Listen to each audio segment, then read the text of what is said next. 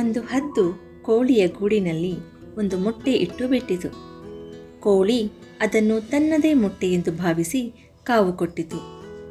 ಕೆಲ ದಿನಗಳ ನಂತರ ಮೊಟ್ಟೆಯಿಂದ ಚಿಕ್ಕ ಹದ್ದಿನ ಮರಿ ಹೊರಬಂತು. ಆದರೆ ಅದು ತಾನು ಹದ್ದು ಅಂತ ಗೊತ್ತಿರಲಿಲ್ಲ. ಕೋಳಿಯ ಮರಿಯಂತೆ ನಡೆಯಿತು. ಮಣ್ಣು ಕೆದರಿ ಬೀಜ ತಿನ್ನತೊಡಗಿತು. ಹೀಗೆ ಅದು ಬೆಳೆದರೂ ಹಾರಲು ಪ್ರಯತ್ನಿಸಲಿಲ್ಲ.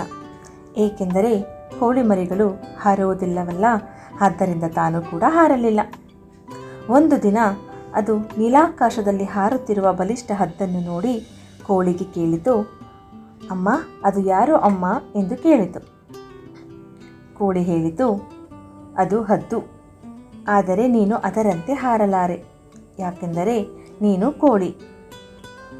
ಹದ್ದಿನ ಮರಿ ಇದನ್ನು ನಂಬಿತು. ಹೀಗೆ ಅದೊಂದು ಮಹಾ ಹದ್ದು ಆಗಬೇಕಾದ ಜೀವ ಕೋಳಿಯಂತೆ ಬದುಕಿ ಸತ್ತು ಹೋಯಿತು.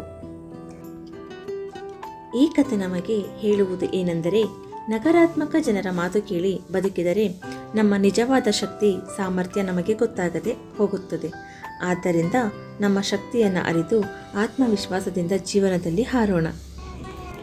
ಈ ಕತೆ ನಿಮ್ಮೊಳಗಿನ ಶಕ್ತಿಯನ್ನು ಎಚ್ಚರಿಸಿದ್ದರೆ ಒಂದು ಲೈಕ್ ಮಾಡಿ ಮತ್ತು ಹಿತು ಇನ್ಸ್ಪೈರ್ಗೆ ಸಬ್ಸ್ಕ್ರೈಬ್ ಮಾಡಿ. ಪ್ರತಿದಿನ ಹೊಸ ಸ್ಫೂರ್ತಿ ಪಡೆಯೋಣ.